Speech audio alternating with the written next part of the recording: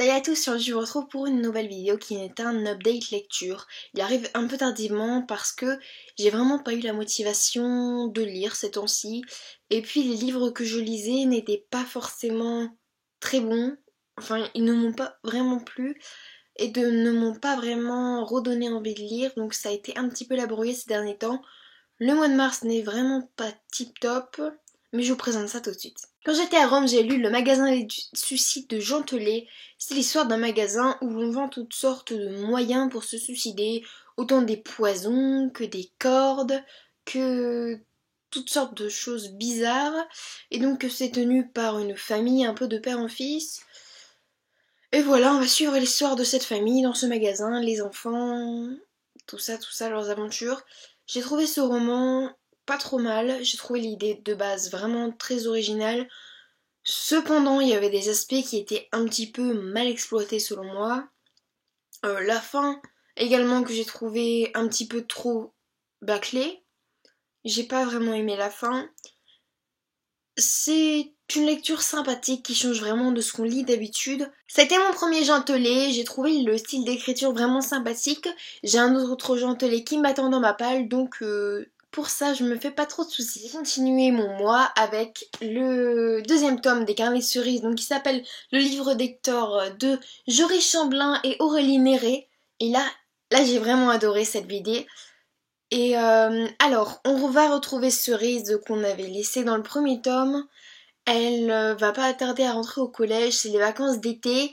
Et ses deux meilleures amies sont parties en vacances, elle est toute seule dans son village. Et bien sûr, elle va découvrir un nouveau mystère qui cette fois va concerner une vieille dame qui tous les... je sais plus quel jour de la semaine, mais elle va régulièrement à la bibliothèque réemprunter toujours le même livre. Donc elle va mener sa petite enquête. J'ai trouvé ça exceptionnellement bien fait, très touchant, en même temps pas abruti pour autant, c'est vraiment une histoire bien faite et vraiment très... Je sais pas, il y a un vrai fond. Les dessins sont toujours aussi sublimes, je sais pas, n'importe quelle planche, je pense, pourrait représenter la beauté des dessins des Carnets de Cerises. La couverture est également magnifique. Voilà, sincèrement, le dénouement de l'histoire m'a vraiment beaucoup émue. J'ai eu ma petite larme de la fin du Carnet de Cerises. Chaque Carnet de Cerises a une spécialité, je sais pas, quelque chose de nouveau. Et à chaque fois, la fin me fait pleurer. Enfin, pas pleurer, mais lâcher une petite larme, quoi. C'est vraiment une superbe BD. Jeunesse, mais pas pour autant abruti, que je vous recommande sincèrement. J'ai ensuite lu La bibliothèque des cœurs cabossés de Katharina Bivalde, que les éditions de Noël m'ont gentiment envoyé.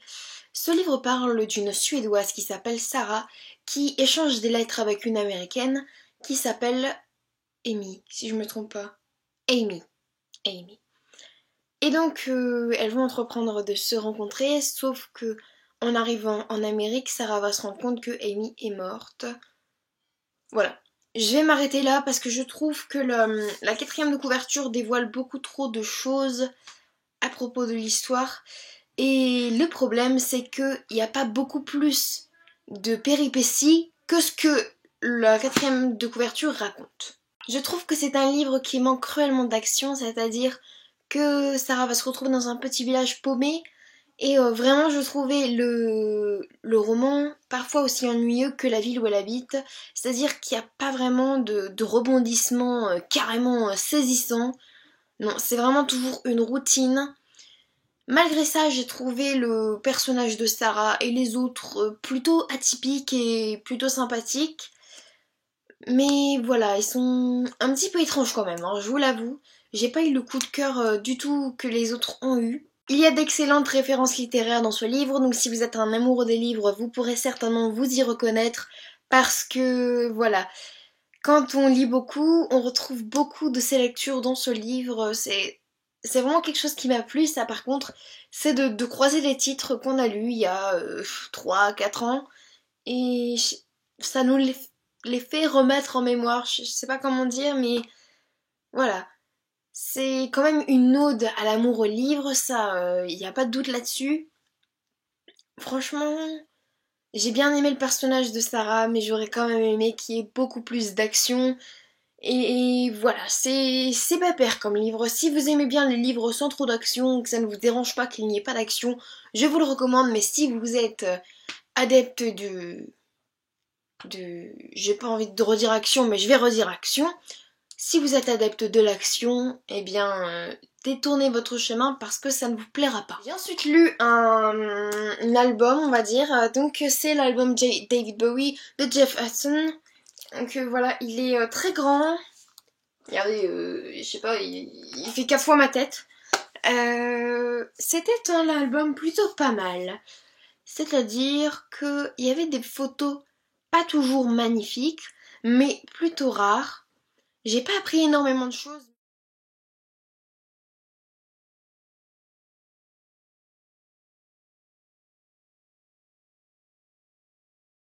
Ça se lit vraiment très vite, mais je le recommande à tous les fans de David Bowie. J'ai terminé il n'y a pas très longtemps Le vieux qui lisait des romans d'amour de Luis Sepulveda.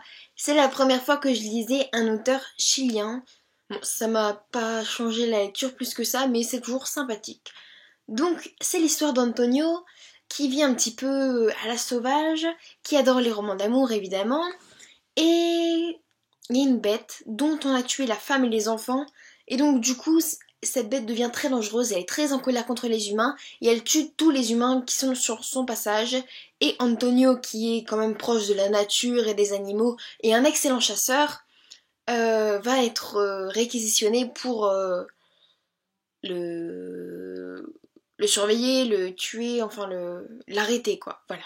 Je pensais sincèrement que ce livre allait beaucoup plus parler des livres en général et peut-être de l'amour, mais pas vraiment. Si je vous dis que mon voisin aime le jardinage, c'est à peu près pareil. Enfin, je sais pas, mais c'était pas très bien exploité, je trouvais.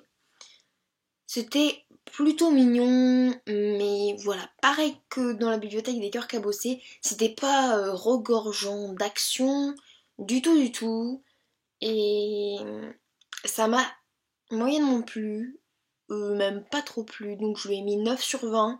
C'était une histoire qui se laisse couler, quoi, fallait vraiment pas bousculer. J'ai trouvé pourtant le style de l'auteur plutôt sympathique et vraiment pas difficile, mais l'histoire en elle-même n'est vraiment pas exceptionnelle, je trouve. Alors que, pareil, beaucoup de monde a adoré ce livre. Bah moi, je l'ai pas trouvé génial. C'est un bilan plutôt mitigé, n'est-ce pas?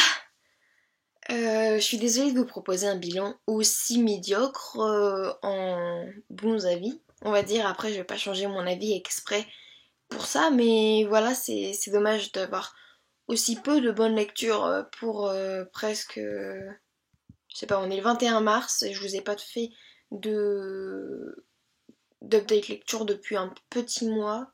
Et voilà. J'ai pas lu énormément, mais je vous promets que pour le mois d'avril, je vais lire plus. Promis. J'espère quand même que cette vidéo vous aura plu. N'hésitez pas à me dire si vous avez lu les livres que j'ai présentés ou si vous aimeriez les lire. Et on se retrouve très vite pour une nouvelle vidéo. Bye!